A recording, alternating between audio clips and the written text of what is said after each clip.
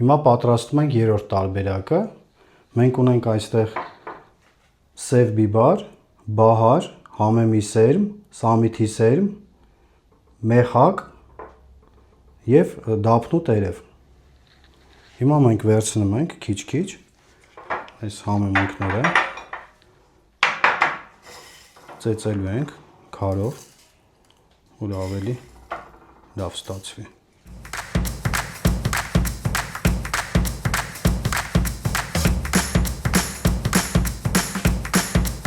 Շատ լավ է։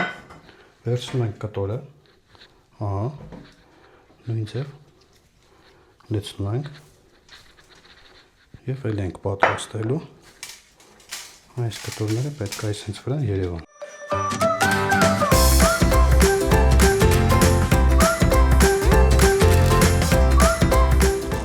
Շատ լավ է։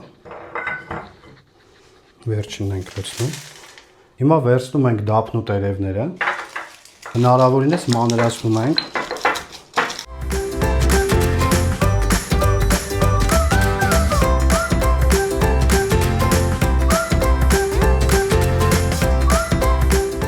Սա մեր երրորդ տարբերակն է։ Մենք ունենք այստեղ համեմի սերմ, սև բիբար, դափնու տերև, բահար, մեխակ, սամիթի սերմ։ Հիմա տեղափոխում ենք էլի թաղանթի վրա։ Այսպես։ Մենք այսպես կարող ենք լցնել։